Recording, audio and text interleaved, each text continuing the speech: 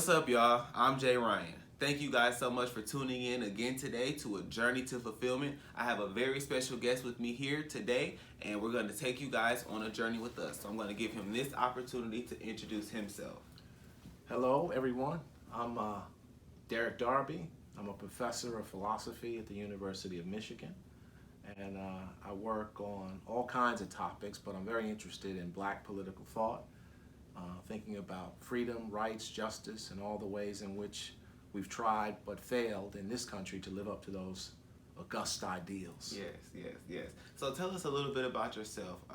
Where you from, what it is that you, elaborate a little bit more on what it is that you do, and Yeah, well, I'm from New York City. Grew up mainly in the borough of Queens and Manhattan. Native of New York, Queensbridge housing projects. And after a very long and interesting journey, I'm now a professional philosopher, believe it or not. Wow. They actually pay me to think. You know, you didn't even think you'd get paid to think in this country, right? I know it. Yeah, but they pay me to think, and basically, as a teacher, my goal is to empower all of my students from all walks of life to think for themselves. Because I think if you can think for yourself, it's a very powerful tool in this world that we live in. Yes. So now, can you tell us a little bit about your walk? How did you get here to the point you are today?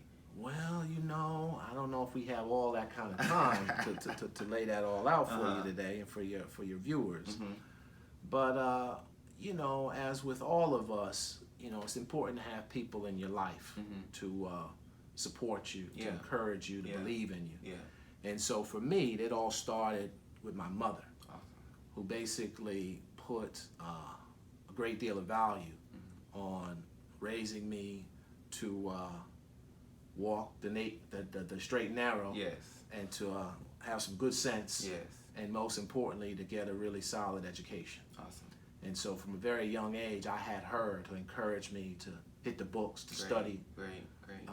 Even in them days that I didn't want to study, I wanted to be out hanging with my friends, playing ball, doing whatever. But she said, Derrick, you gotta really stick with those books, because that's gonna be your ticket to a better life.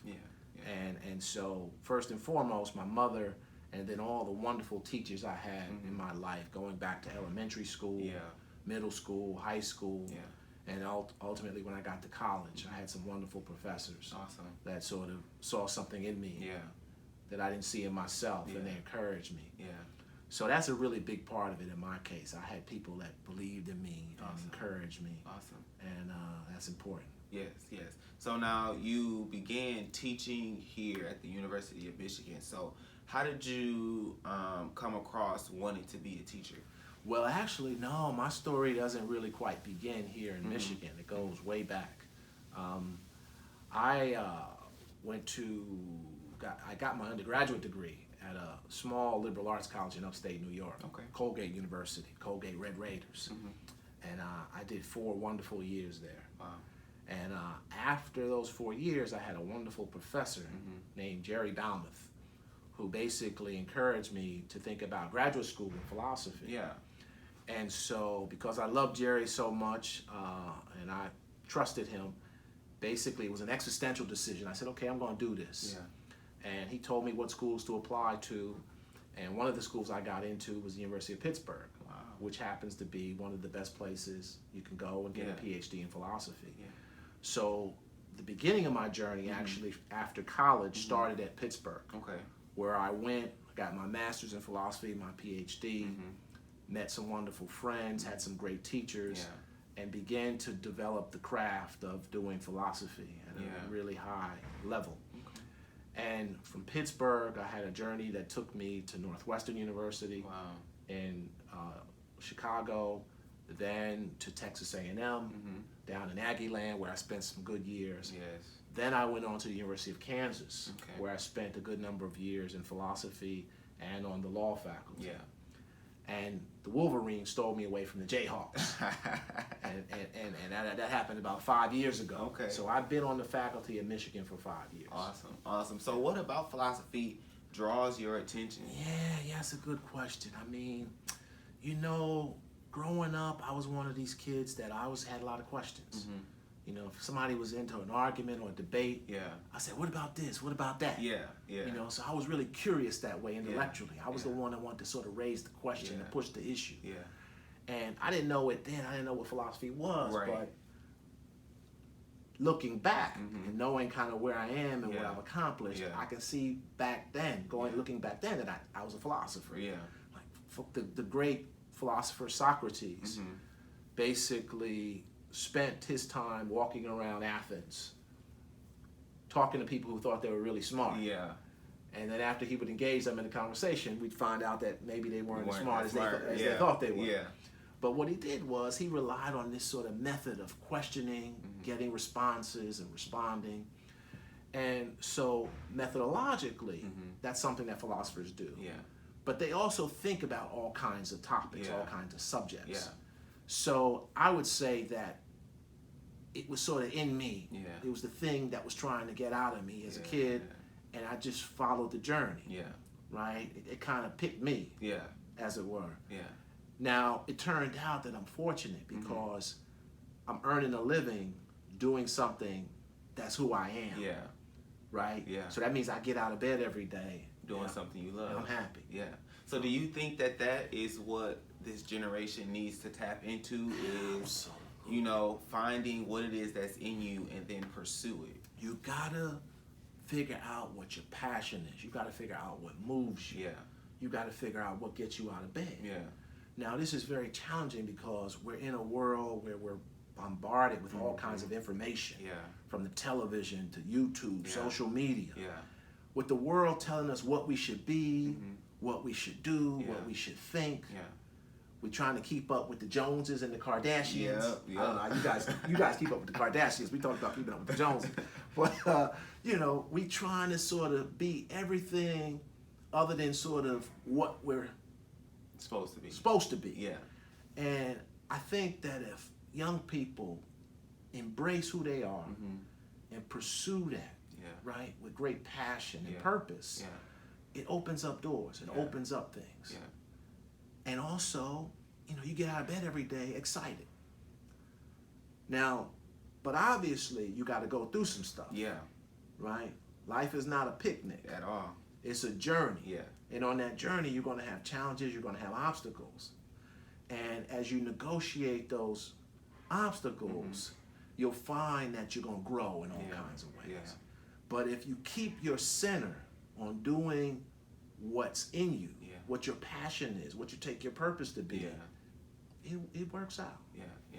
So as I was watching your TED Talk. You saw that TED Talk. I did. Yeah, doing the knowledge. Doing the knowledge. Go ahead, break it down for me. So you talked about tapping into the power of knowledge is not what you always know. So can you elaborate on that a little bit for the viewers who may not have the chance to watch that? Well, one gem, y'all got to peep that TED Talk now. It should have went viral. I don't know what happened. It's still kind of early. But I'm gonna share it for you. It should have went viral. But anyway, the title is called "Doing the Knowledge," and one of the gems of knowledge that I drop in that TED Talk is that ignorance is the beginning of wisdom. Now, y'all got to meditate on that for a minute. Think about that for a minute. Ignorance is the beginning of wisdom. What that basically means is that you have to understand your limits. It's okay. We got limits, right? We're not superheroes. One of your limits is that you don't know everything.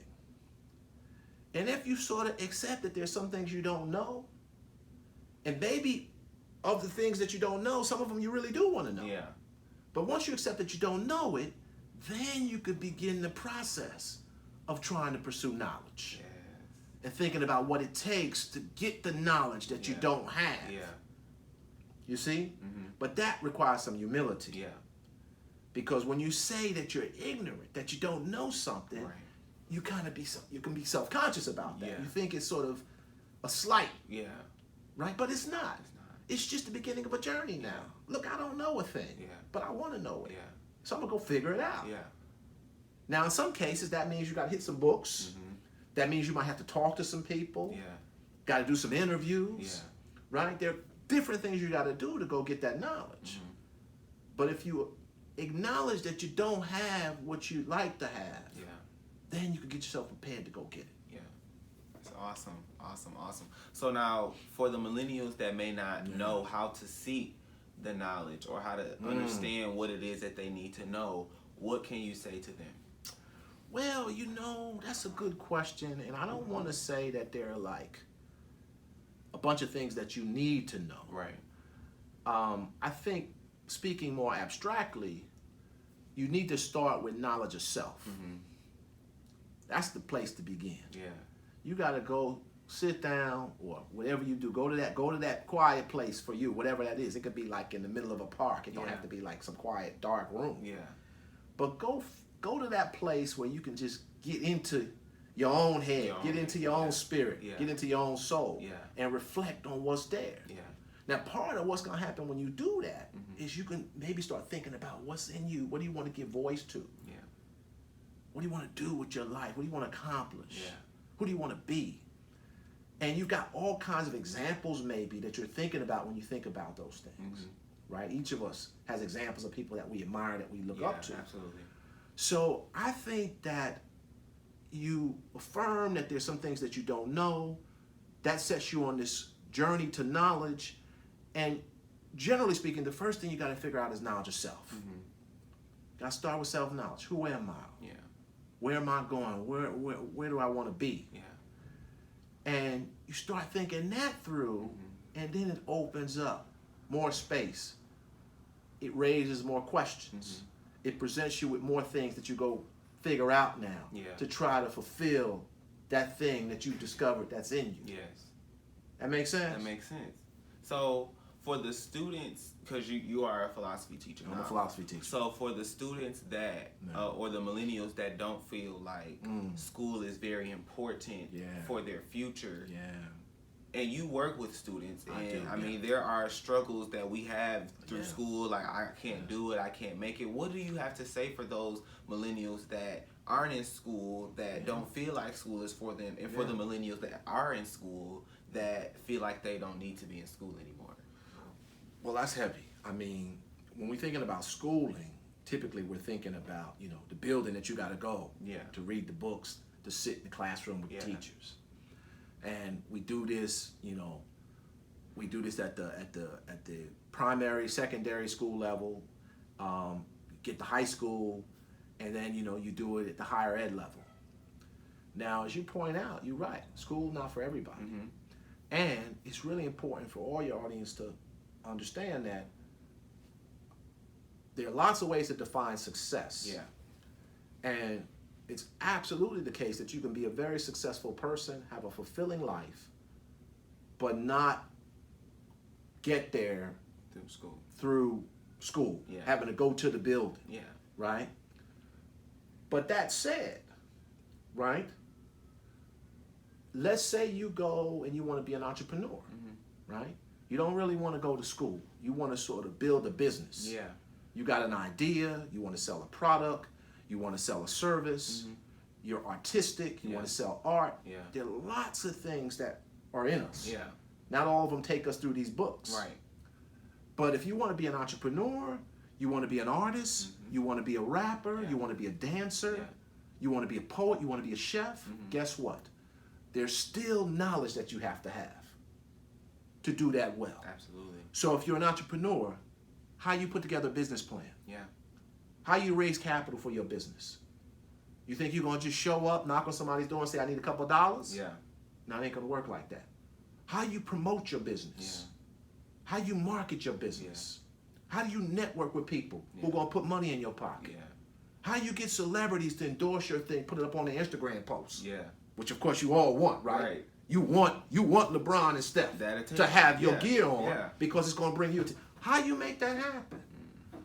Those are all knowledge issues. Those are all things you got to know. Those are things you may be ignorant about. Now, granted, you don't have to come see me over here at the University of Michigan and read any of these books on my shelf to get that.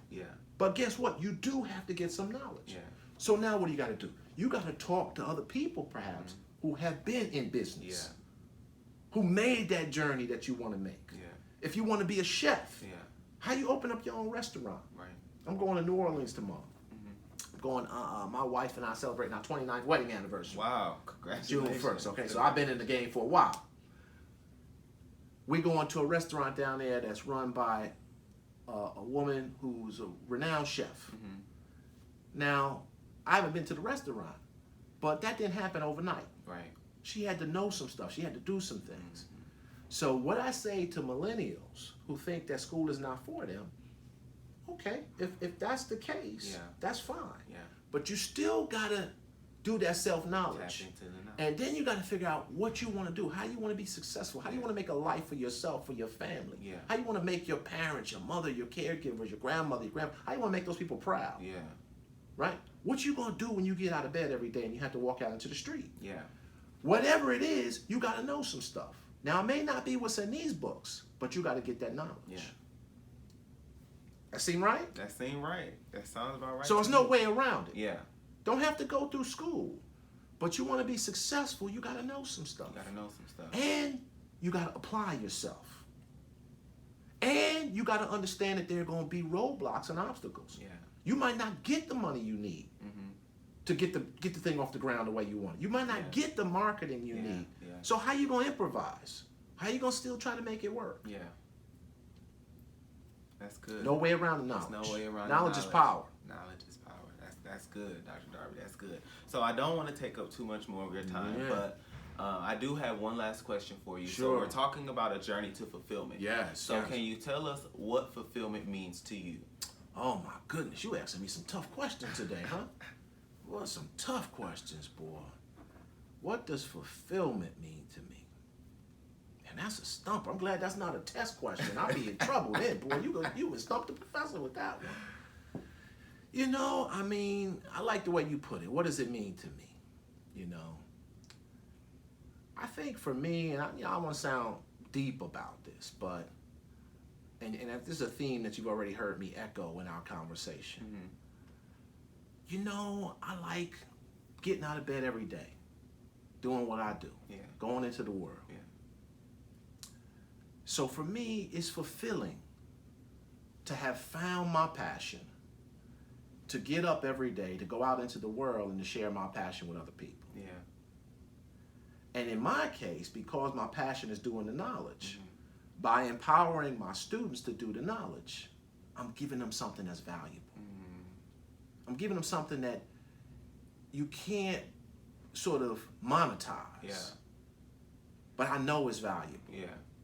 It's been valuable for me in my life. That's good. So it's fulfilling for me to get up every day doing the thing I love to do, which empowers other people. That's awesome. On their journey. That's awesome. That's kind of, maybe it's a little corny for some people to say that, good. But that's just me. Yeah. And I've had like thousands of students in the course of my career.